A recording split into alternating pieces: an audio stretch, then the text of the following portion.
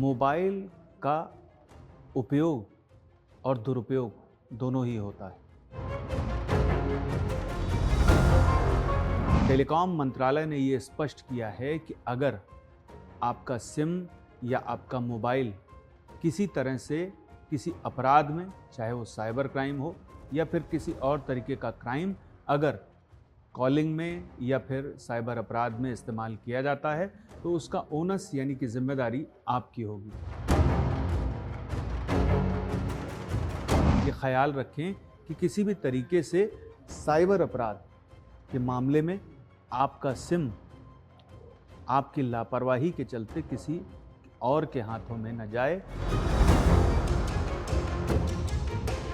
Telecommunication act 2023 में IMEI से छेड़छाड़ करने या पहचान बदलने पर जाहिर सी बात है कि 3 साल की सज़ा है और 50 लाख रुपए तक का जुर्माना है। मोबाइल एक ऐसा डिवाइस है जिसमें अब सारी सुविधाएं उपलब्ध हैं, यानी कि आपका कंप्यूटर, आपका संपर्क, आपका इंटरनेट, बैंकिंग, यहाँ तक कि आपके घर में अगर कोई CCTV लगा है तो वो भी आप फ़ोन के ज़रिए वॉच कर सकते हैं। लेकिन मोबाइल का उपयोग और दुरुपयोग दोनों ही होता है। उपयोग आप करते हैं और दुरुपयोग कोई और तब कर सकता है जबकि आप लापरवाही बरतें।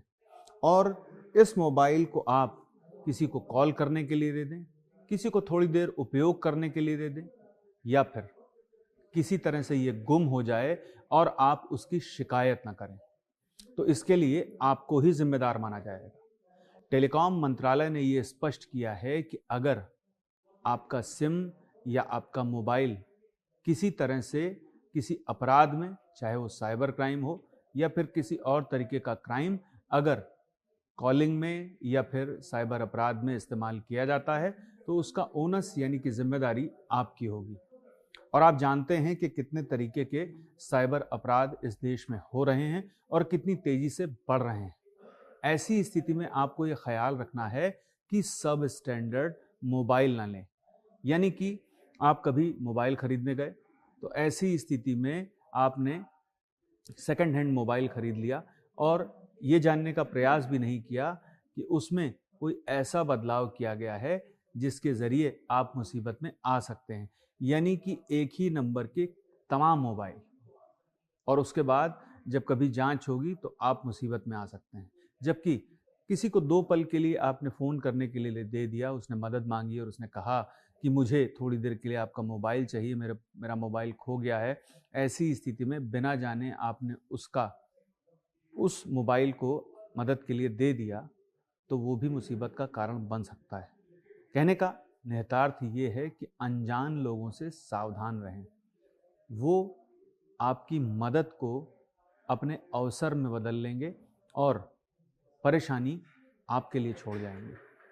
क्योंकि टेलीकॉम मिनिस्ट्री ने ये साफ किया है कि किसी भी तरीके से अगर अपराध में आपका सिम या मोबाइल पाया जाता है लिप्त, तो उसमें जिम्मेदारी आपकी होगी।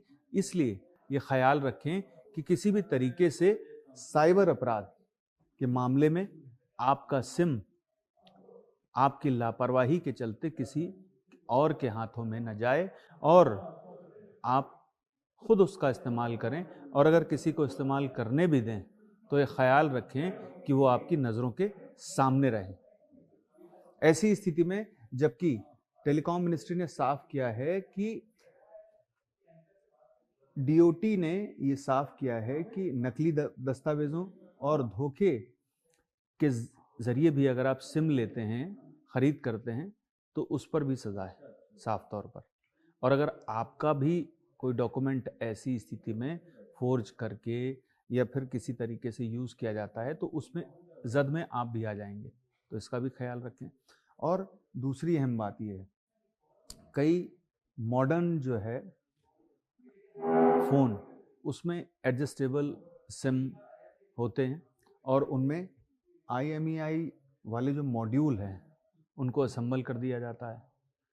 यानी कि आपका फ़ोन एक है और ऐसे ही तमाम उसकी क्लोन हो गए हैं। IMEI नंबर चूँकि सेम है, तो ऐसी स्थिति में वो भी आपको परेशानी में डाल सकता है। तो इसलिए ख्याल रखें अपने फ़ोन का, और उस फ़ोन को किसी को अगर इस्तेमाल करने भी दें तो अपनी नज़रों के सामने, और ये हमेशा ख्याल रखें कि अनजान लोगों को सरेराह चलते किसी भी तरीके से अपने फ़ोन का इस्तेमाल करने ना दें।